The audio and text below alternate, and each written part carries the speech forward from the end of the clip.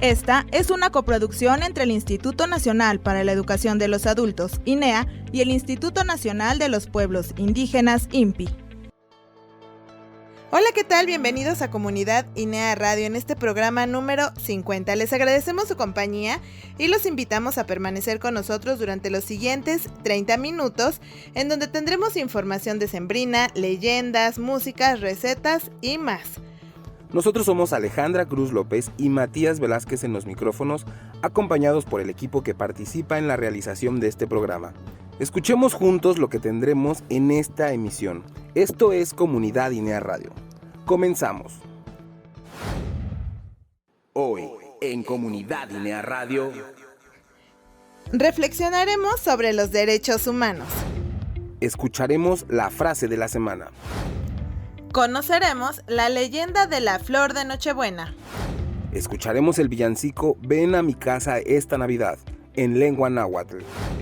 En el sabor de mi pueblo conoceremos algunos platillos típicos mexicanos de la época decembrina. Hablaremos de las formas de celebrar la Navidad que tienen algunos estados del país. Y en Círculo de Lectura conoceremos la obra de Ignacio Manuel Altamirano. Este programa tendrá mucho contenido festivo, así que antes de que se nos pase el tiempo, escucharemos la primera sección en donde Ale Acevedo, desde el estado de Veracruz, nos invita a reflexionar sobre los derechos humanos. El especial. Reflexionemos sobre los derechos humanos. Desde 1948 se celebra cada 10 de diciembre el Día de los Derechos Humanos, con la intención de resaltar la importancia de estos para tener una vida digna y libre de cualquier tipo de violencia. Los invito a conocer de dónde surge este día. Una vez acabada la Segunda Guerra Mundial y tras la victoria de los aliados, la recién nacida Organización de las Naciones Unidas, ONU, se dio cuenta del saldo de heridos, muertos y daños irreparables que ocasionó el conflicto para muchas personas. Por esa razón, la Asamblea General de las Naciones Unidas redactó y aprobó la Declaración Universal de los Derechos Humanos en París en el año 1948. Un documento que busca crear un ideal común acerca de cómo debe ser respetada la vida e integridad de cada ser humano sin importar su raza, condición socioeconómica, religión, sexo o ideología política. Fue traducida a más de 500 idiomas para asegurarse así de que se hagan valer estos derechos en el mundo entero. Lo que representó la Declaración Universal de los Derechos Humanos aún es incalculable, pues fue el primer paso generador de condiciones para que exista la paz y la armonía, respetando la integridad de cada persona. Los derechos humanos son un concepto universal que reúne las diferentes garantías a las que debe tener acceso una persona solo por el simple hecho de serlo. Aunque el camino hacia esa gran meta aún es largo por recorrer, los esfuerzos se han ido enfocando en adaptar medidas para lograr su reconocimiento y ejercicio, con el fin de garantizar su aplicación en todo el mundo. Es una obligación de los Estados miembros de la ONU hacer válidos los derechos humanos de cada uno de sus habitantes. Son 30 artículos que hablan desde lo más fundamental como el derecho a la vida, hasta otros que reconocen las necesidades básicas, como la alimentación, la educación, el trabajo, la salud, entre otros. Es también muy importante conocer cada uno de nuestros derechos, así podemos defenderlos y promoverlos en el día a día, para así reconocer nuestras obligaciones y asegurarnos de tener una convivencia más armónica, respetándonos como humanos del siglo XXI. Con un propósito pedagógico se pueden clasificar en 3 generaciones. En la primera fueron agrupados los derechos civiles y políticos, en la segunda los derechos económicos, sociales y culturales, y en la tercera los que corresponden a grupos de personas o colectivos que comparten intereses comunes. Aquí en Comunidad INEA Radio te invitamos a que conozcas tus derechos plasmados en la Constitución Política de los Estados Unidos Mexicanos de los artículos 1 al 29. El artículo 1 establece que todas las personas gozarán de los derechos humanos reconocidos en la Constitución y en los tratados internacionales. Yo soy Alejandra Acevedo y los invito a seguir aquí en Comunidad INEA Radio. Muchas gracias, Ale. Un saludo a todos los compañeros del Instituto Veracruzano de Educación para Adultos. Y a propósito de este importante tema, escucharemos La frase de la semana. Cuando hago cuajo, mis tomatas que han hecho como cojones que han hecho cuestión.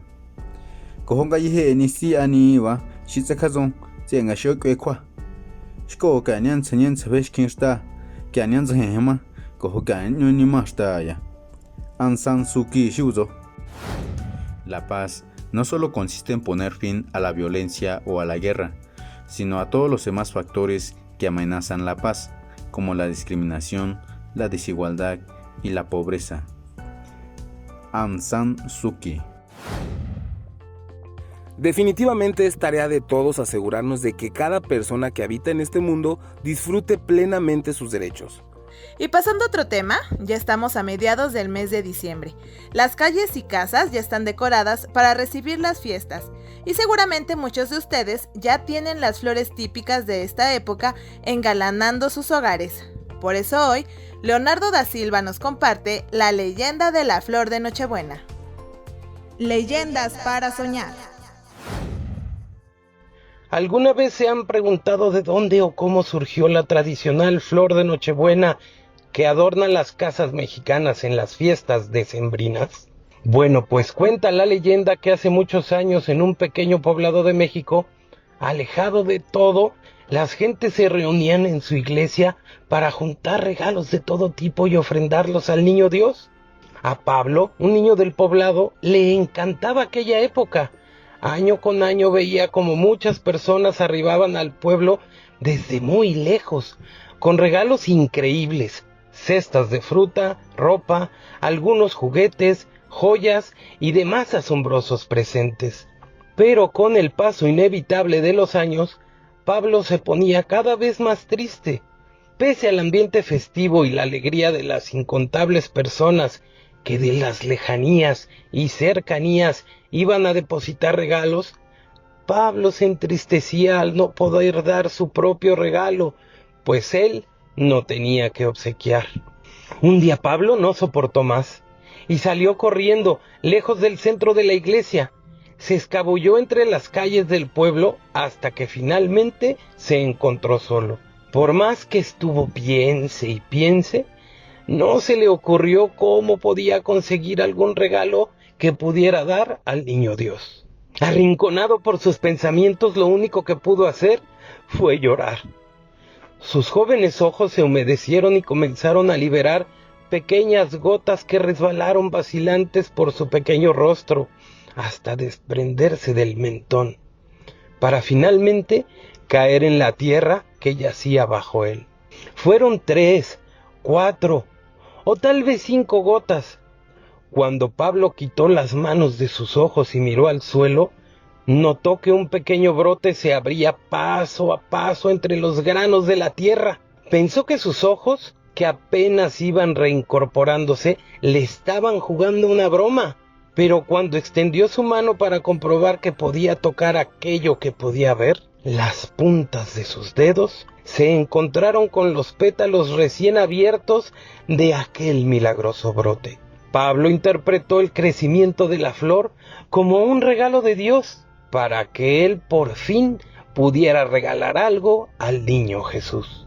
Decidido, la arrancó con delicadeza del suelo y la envolvió con papel. Corrió de vuelta al centro de la iglesia y la colocó como su propio regalo, pero se guardó para sí mismo uno de los brotes que habían crecido de sus lágrimas.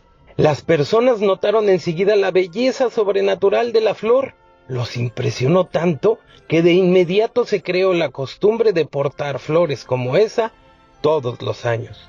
Según la leyenda, ese es el origen de la flor de Nochebuena, que todos los diciembres nos deslumbra con sus vivos tonos, que bien podrían provenir del corazón y la buena fe de un niño como Pablo. Espero que hayan disfrutado de esta leyenda mexicana. Yo soy Leonardo da Silva Vieira y los espero la próxima semana con más leyendas para soñar. No le cambien. Muchas gracias, Leonardo. Por supuesto que las Nochebuenas no pueden faltar entre los adornos de estas fiestas.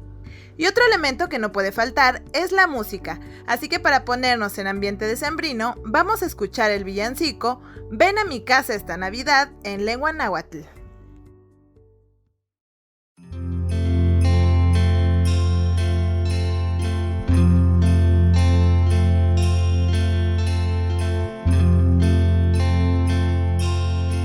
Tlatito hueca, chanoti hueca, hueca san mocha wan motlan, huaticue soto, pan motlacayo, santinene huililla.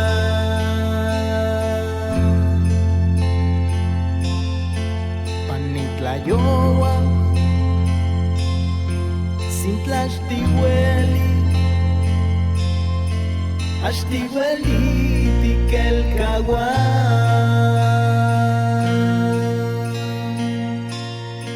Shimoyolmati, nikano kesla,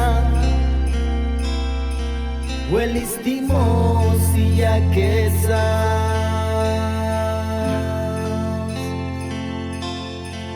Tlempiampa mía, clamantli,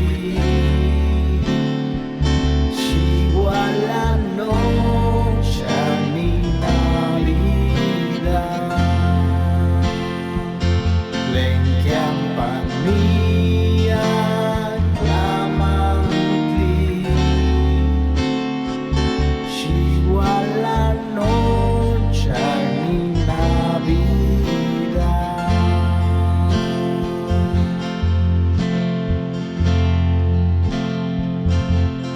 Tikel kawam mopil nanati kada shom mopantiyan ipan moyolti panitlayoam walas mochantikipan.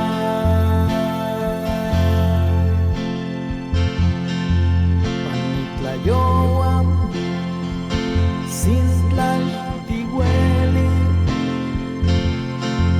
ashtihueli tikel kawan. Chimoyolmati, nikano keslan, huelistimos y ya quesan.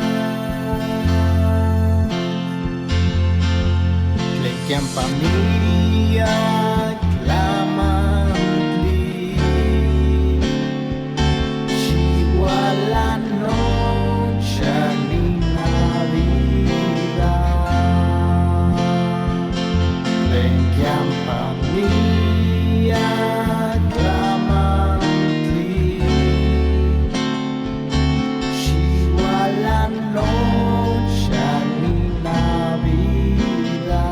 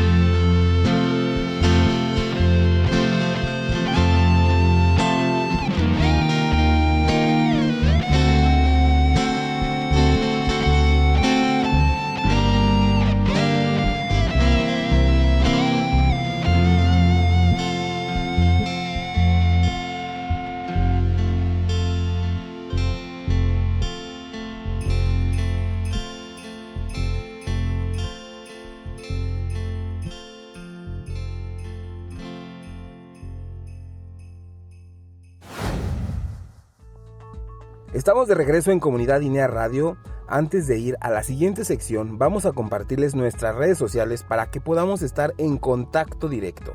En Facebook tenemos una cuenta que es @INEANacional. En Twitter, @INEAMX.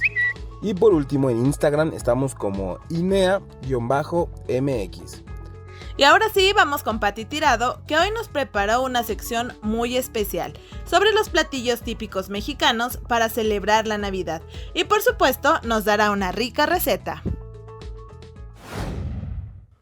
El sabor de mi pueblo. En México, la temporada decembrina trae consigo una variedad de platillos típicos para esta época, pero cada región tiene su particularidad, desde pavo, bacalao, pierna, carne asada, tamales o pozole. Lo que marca la diferencia y los hace únicos es la forma de prepararlos. Nuestro país es tan diverso que es imposible tener una sola manera de festejar. Lo interesante es que existen distintas tradiciones y platillos que se elaboran durante la Navidad. Los invito a hacer un pequeño recorrido gastronómico en el sabor de mi pueblo, para conocer algunos de los platillos más representativos de esta época en México. La famosa pierna o lomo de cerdo al horno. Esta puede ir bañada en adobo, con hierbas, mermeladas o salsas agridulces y puede contener al interior frutos secos o semillas.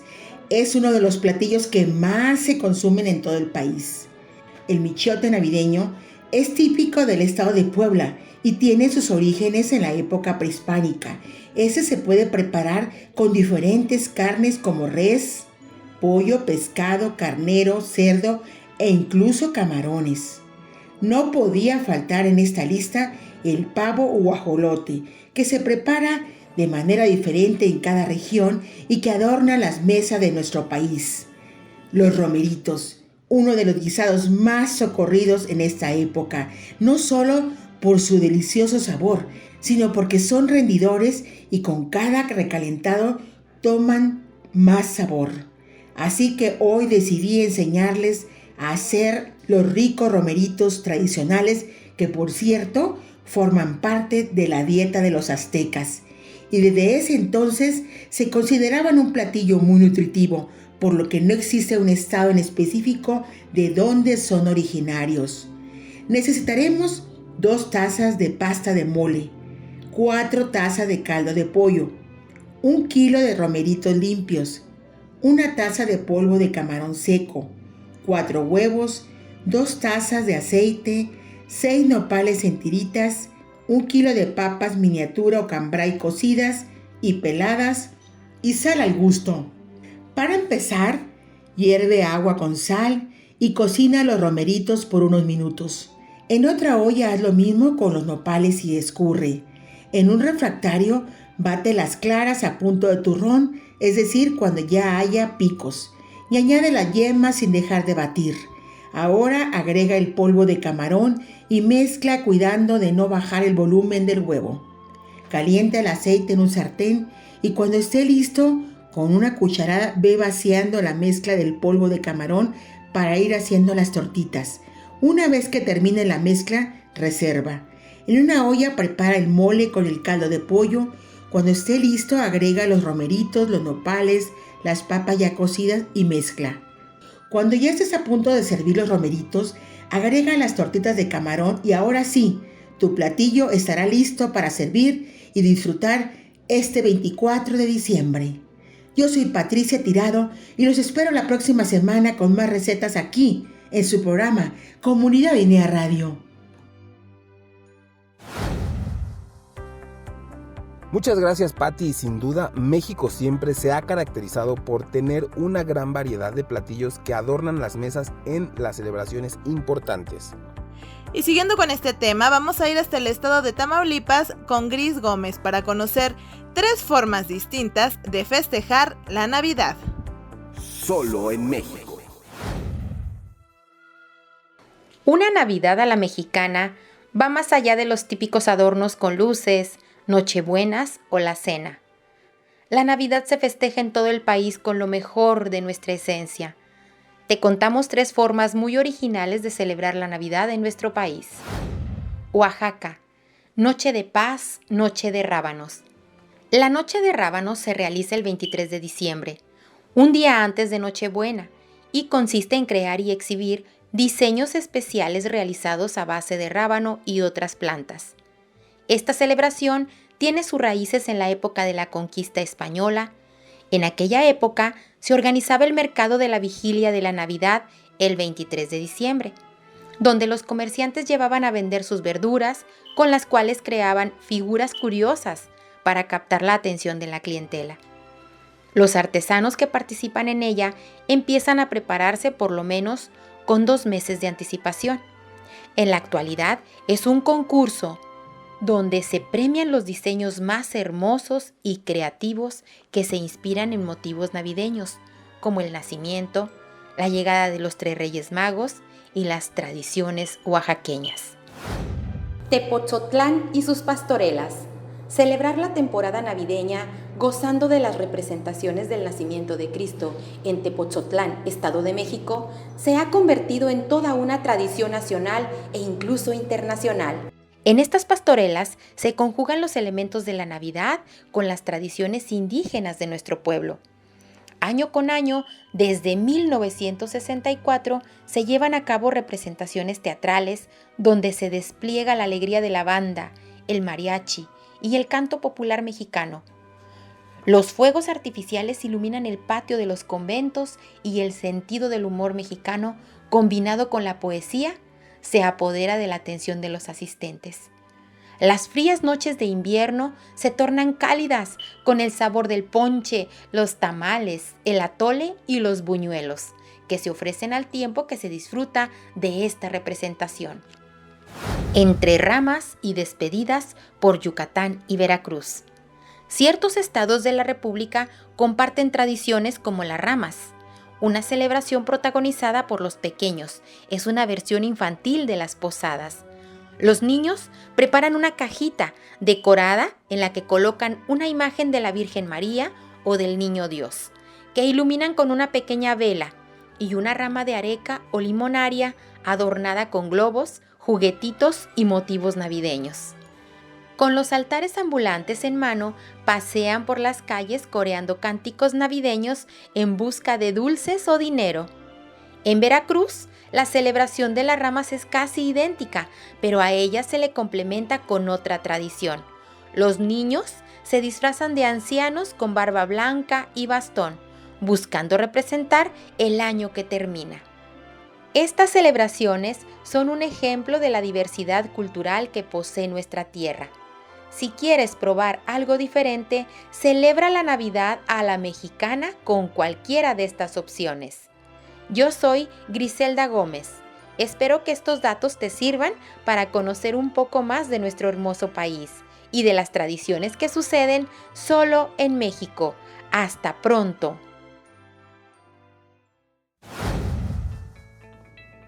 Muchas gracias, Gris.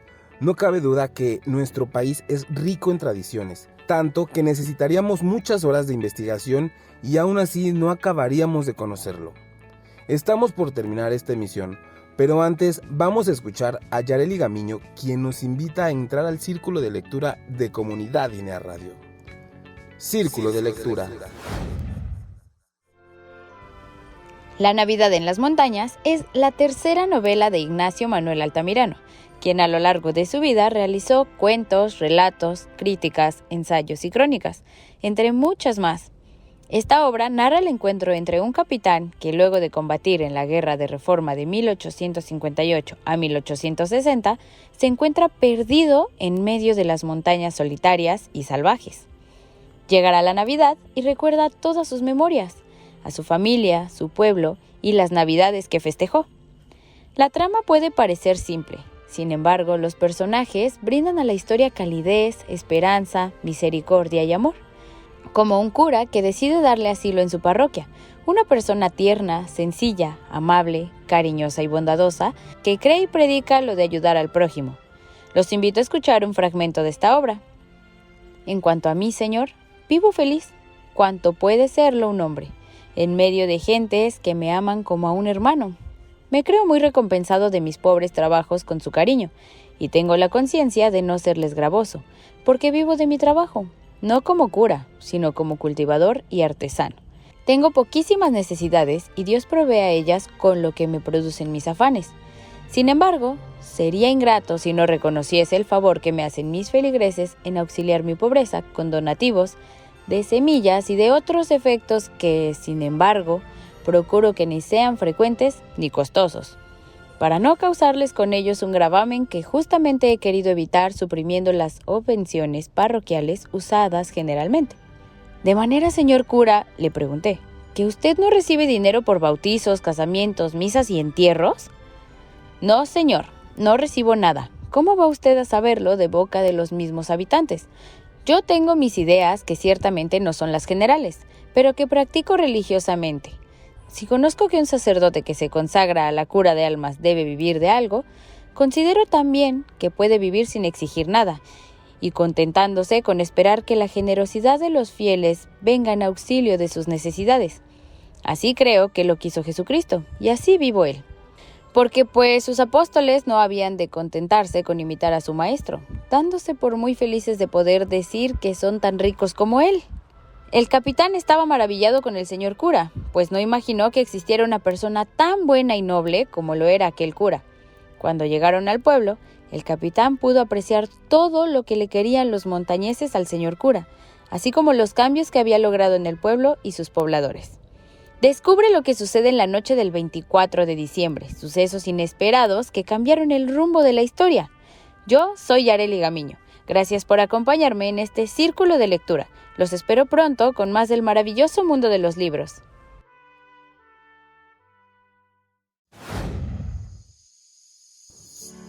Muchas gracias, Yare. Un gran libro que podemos empezar a leer aprovechando esta época. Con esta recomendación llegamos al final de este programa. Los esperamos la próxima semana con más información para toda la familia. Mientras tanto, nos despedimos desde la Ciudad de México, Alejandra Cruz López y Matías Velázquez en los micrófonos. Marisela Calderón en la coordinación de producción. Jonathan Vargas en la realización. Gabriela Ramírez y Jerome Silva en la investigación. Con el respaldo siempre de la Dirección de Concertación y Alianzas Estratégicas del INEA, del Instituto Nacional de los Pueblos Indígenas, INPI, y todos los que participan en la realización de este programa. Hasta pronto. Instituto Nacional para la Educación de los Adultos. Instituto Nacional de los Pueblos Indígenas.